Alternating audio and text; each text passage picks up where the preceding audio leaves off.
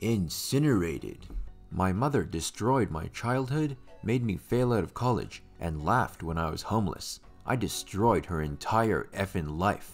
Final update. Welcome back to Reddit Chronicles. If you're new here, consider subscribing to help me feed my channel and grow my cat. And if you liked the video, I kindly ask you to give it a thumbs up to help me out. Let's get started. This is gonna be a long one, guys. You might want to grab yourself something to drink or snack on. You can find my prior posts here and here. I also would like to thank Slazo aka MK on YouTube for sharing a GoFundMe I forgot about and sharing my story in one of his videos. You were really kind. Also, I'd like to thank user Ambrosia for sending me their old Nikon camera that still works like a charm. I appreciate your kindness. I still don't feel like I deserve it at times. And I'll put all these links in the description. After almost 25 years of violent abuse by my mother, I finally got the kind of revenge I've always dreamed about as a kid going through the worst of it, but it didn't make me feel the way I expected. TLDR at the bottom. I'm sorry this post is so long. Reddit is the only place I ever really talk/write about my life in detail.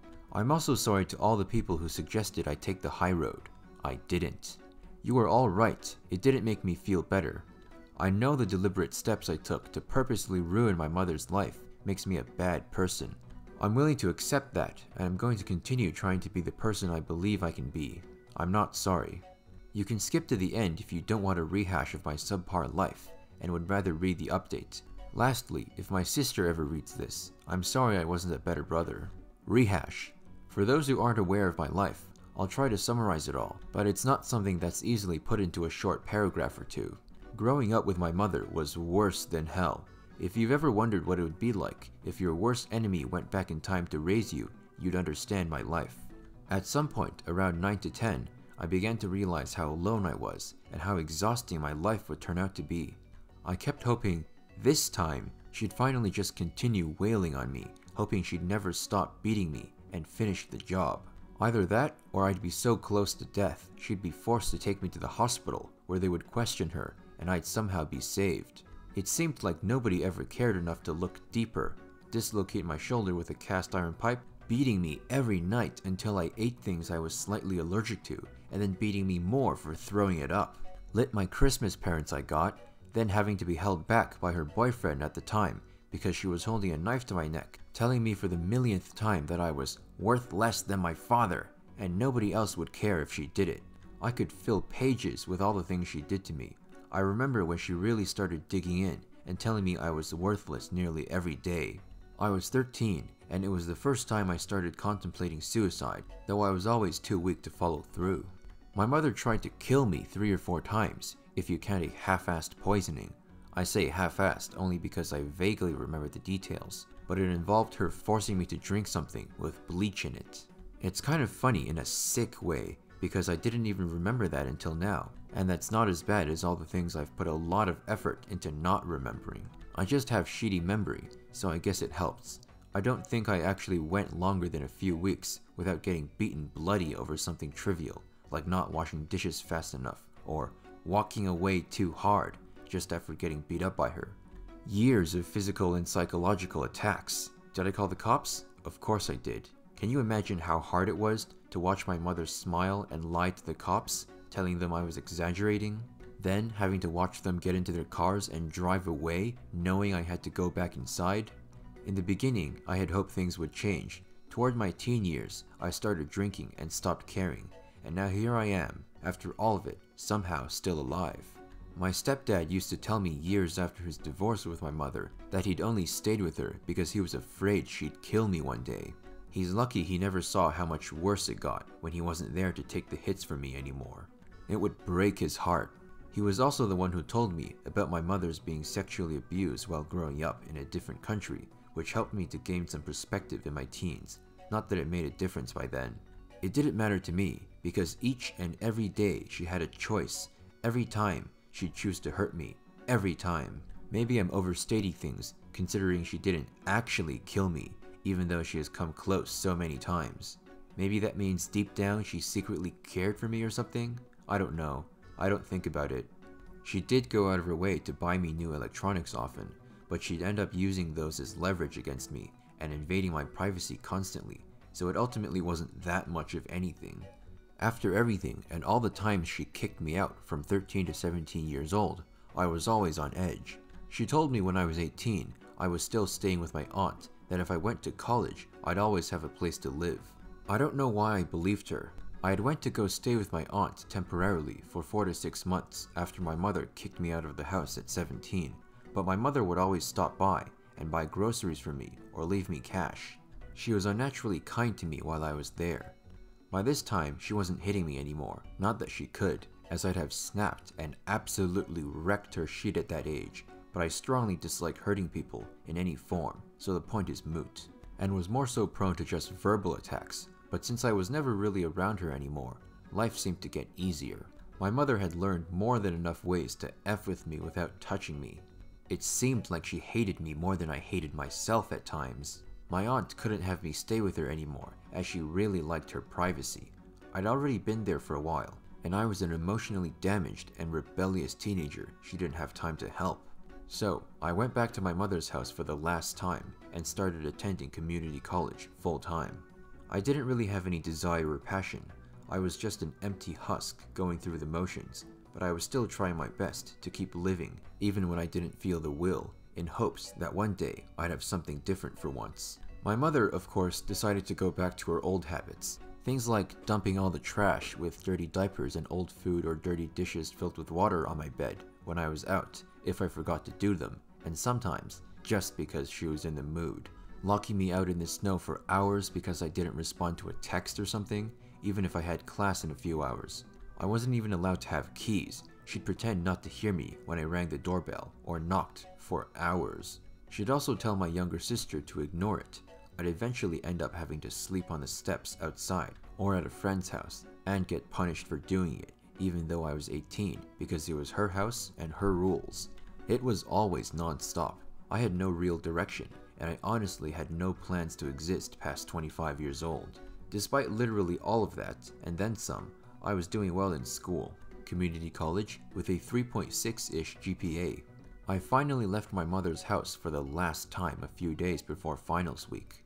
I came home from drinking with friends, and was met with my mother glaring at me when I rang the bell at 9 PM, yelling when I'd move out as soon as I walked in. She followed me to my little closet of a bedroom, where I tried to close the door behind me, and she half ripped the door off the hinges. I just sat there on my bed and stared at her silently as she kept cursing and screaming questions at me. My mother then walks away, and as I'm in the kitchen getting juice, I hear her on the phone calling the cops on me, claiming she was scared I'd murder her or my younger siblings. I just didn't have the energy to deal. This was 3 days before I failed all my finals because I couldn't even make it. I was dealing with too much, so I went and grabbed whatever I had and left 15 minutes later. My mother and I only ever really communicated via email after, though it was rarely, and it was very businesslike. I'd tell her what I needed, and she'd either tell me to F off or give it to me. It was hard to maintain consistency in my life then.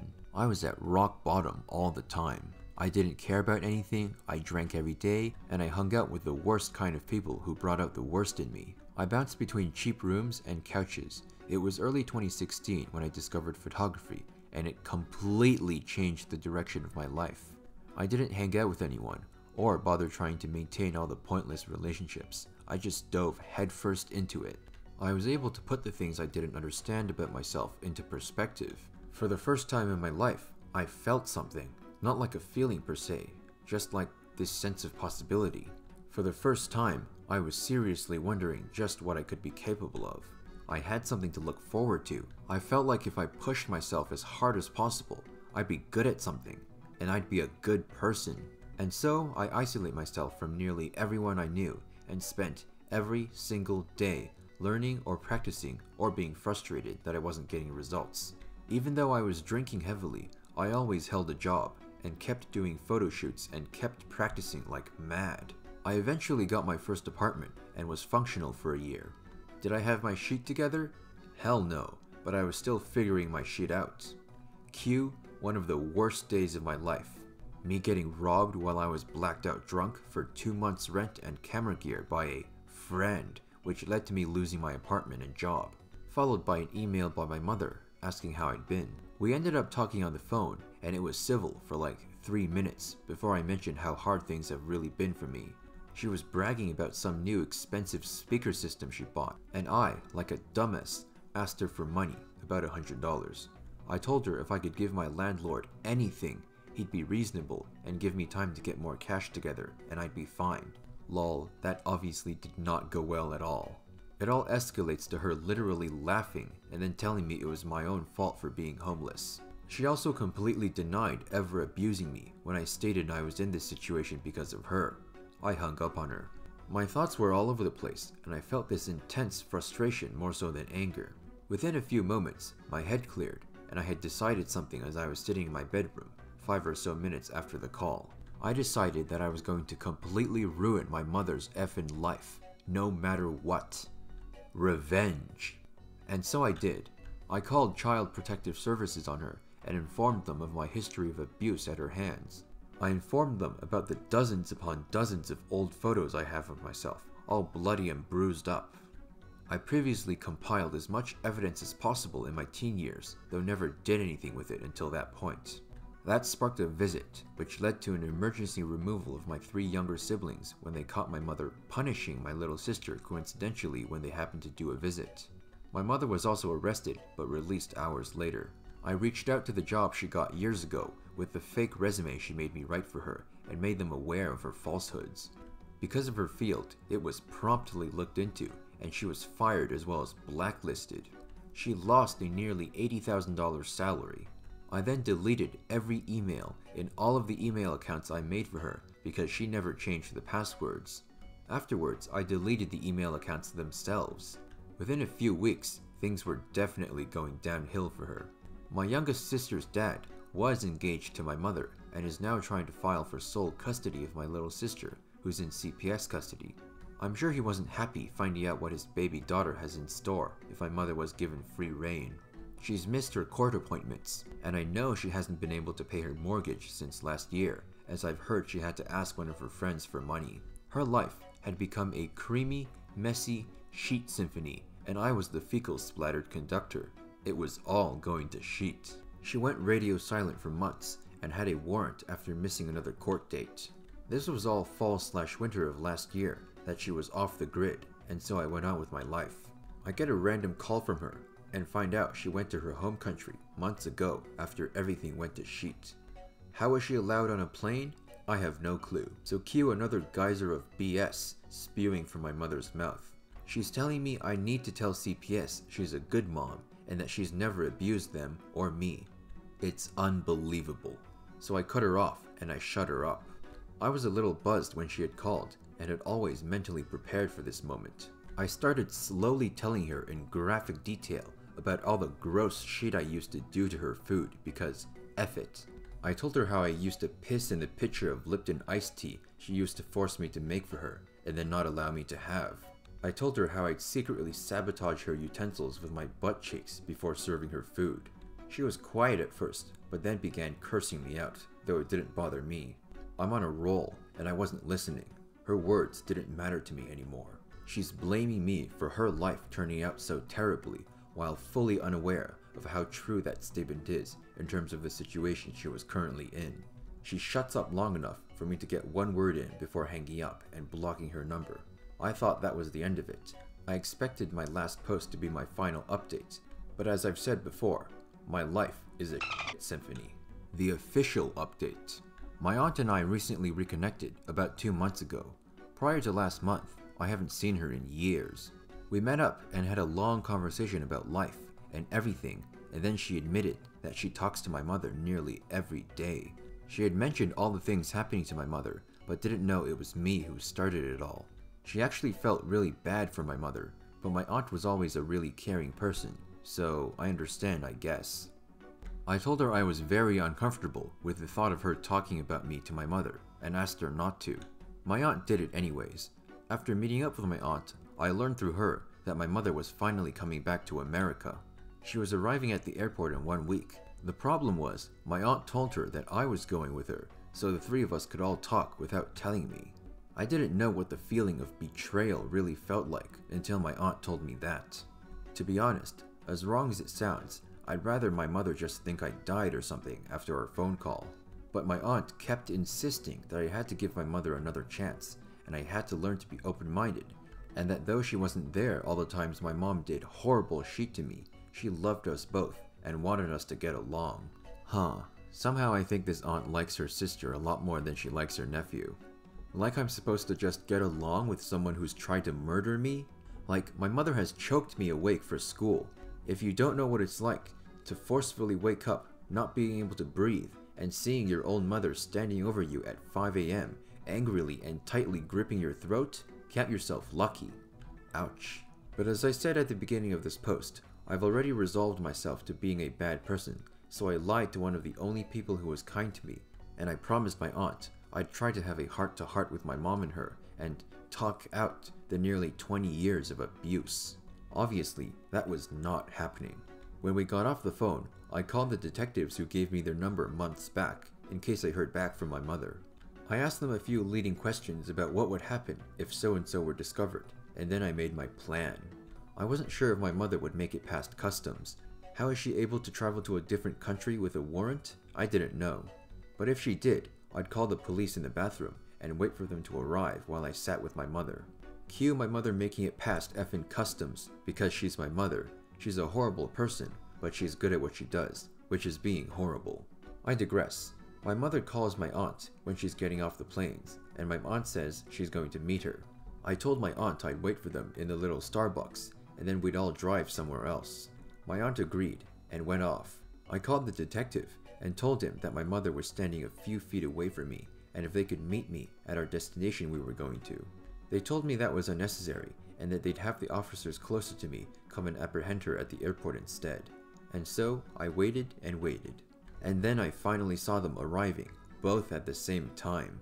The 3-4 officers who had just convened in those few passing minutes and actively searching around the food court I sat close to, and my mother and my aunt walking down the gate towards me. I felt this overwhelming weight in my chest, just kind of settling down deeper and deeper into my gut the closer they got, and the more the officers searched. What if they stopped looking when my mother arrived? What if my mother somehow got away with this shit again? Countless thoughts, but I just bit them back. I've grown very talented at silencing whatever my inner turmoil of the day happened to be, but my mother and my aunt were animatedly talking as they made their way to where I was sitting.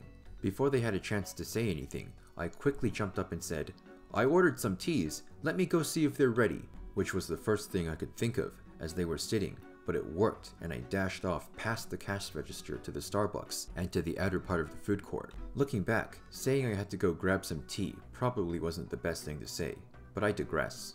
I made it a few feet out of the door and half jogged over to the officers who were still looking around the food court area. From where they were, they wouldn't have seen us sitting.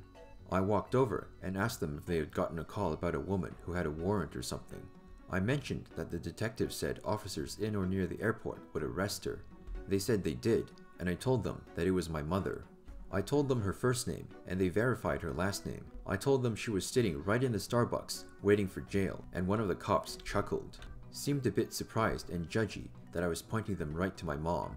I told them I'd go make sure she didn't leave, and they followed behind by like 10 to 15 paces. I half jogged back inside, up to the little table where they were sitting. My mother had that half scowl she always wore whenever she looked up at me when I popped out of nowhere, and my aunt began asking me where the drinks were before I cut her off and looked dead at my mother and told her scowling face, which had quickly changed into confusion when I had finished my sentence. "Mom, I know we don't get along, but I wanted to let you know it's all my fault." Cue my mother starting to ask me with this kind of soft motherly voice, "What do you mean it's all your fault? Why do you think—" But of course I cut her off, because there's nothing else she hates more than being cut off, and I finally have the power in this situation. "Look, Beach, I want you to know exactly whose fault it is, and whose piss you effing drank when you're sitting in jail wondering why the world did you so wrong." She sputtered something and slapped the effing shit out of me. My aunt's jaw dropped. People are watching. The cops saw it happen, as well as only a few seconds had passed from when I walked in. Into handcuffs she goes. Now she's showing her true colors, cursing and saying all kinds of things you couldn't imagine a mom saying to her kid. Telling me she'd effing kill me and so on, etc. I calmly walked behind them as long as I could until they took her off to some room and held her until the detective arrived. I wasn't there that long though, as the lack of thrill of it all got to me, and I went home to break a 2-month sober streak. I was there long enough for my aunt to tell me she was disappointed in me and that she doesn't know if she can forgive me for doing something so spiteful and disgusting to her sister. To be fair, I did it completely out of spite, so she isn't wrong. I've already acknowledged I'm not a good person for what I did. Come to find out, my mother was using my aunt's password to leave and come back to the country multiple times since she left. That's why they never caught her. Now my aunt has some explaining to do, but I wish she didn't have to get caught up in all of this. She has always been kind to me and doesn't deserve it. My mother is facing up to 10 years just for using my aunt's password alone, and a slew of other charges including one for child endangerment. Her husband left her, her kids were taken from her, her friends have seemingly distanced themselves from her from what I know. After 19 years of abuse, I finally get my revenge, and none of the charges have anything to do with me, which is interesting. Did it feel good? No. I felt nothing. Just the rise and fall of the situation, but nothing really concrete. I expected to feel something, not even satisfaction or happiness, but something. Either way, the only thing for me to do is to continue working towards becoming the person I want to be. She told me constantly that I was worthless and that I'm nothing. I've told myself the same consistently as well in the past. I've decided I'm going to be one of the greatest photographers of my time, and I'm going to push myself as hard as possible to succeed so that anyone else who has suffered how I have now have no reason to doubt themselves or their ability to be great one day. So after all that, this guy thinks about setting an example for others. Damn, that's pretty amazing. As for me right now, I currently live in a homeless shelter. I decided to go to one 6 months ago after realizing all the drinking and inconsistency was making it hard for me to move forward. I wasn't saving money and was couch hopping from friend's house to friend's house. A few weeks ago, I got a voucher from the government, and sometime in the next 2 months, I can find a 1-bedroom or a studio apartment. I've been aggressively saving my small checks. I've been practicing and working on building better habits and just being a better photographer. I don't know much right now, and I know many people will say it's a stupid dream, but I know if I put all my effort into making this work, I can not only be a self-sustaining photographer, but more than that. My situation is so embarrassing, and it's hard, but I know I won't be here longer than another few months. It's not some dream, it's a plan. I'll also be going back to school in the fall and pursuing photography. As for my siblings, that situation is still a bit dicey, and I don't think I'll give an update about that, but they're all doing very well. As far as my mother is concerned, as horrible as she was towards me, the only part of me that even thinks about her on rare occasions hopes she isn't having a horrible time. I don't like knowing people are hurting. Edit. For everyone roasting my aunt, please stop roasting my aunt. She has always been supportive of me and what I do and my photography, and has believed in me from day one. Maybe I'll take it over to r/relationships or something. I need advice, but I don't plan on putting much thought into that relationship right now. Also, for everyone asking in literally all of my posts, yes, my username is on purpose. It relates to my first ever bit of revenge I was able to get at my mother. I'm sure you already know what that is. Also, thank you to everyone for being supportive and offering me advice about places to get therapy in my inbox, but as I've said in prior posts, I don't think therapy will help. I don't see how talking about my feelings or lack thereof is going to change anything. I'd rather just post another mini autobiography on the internet, if that's cool with y'all. Thanks. Lastly, thank you to all the kind humans and all your kind words of hope and encouragement. It means a lot to have you guys believe in me and see value in my photography. I don't really know how to sell prints to everyone asking, but I appreciate the love regardless.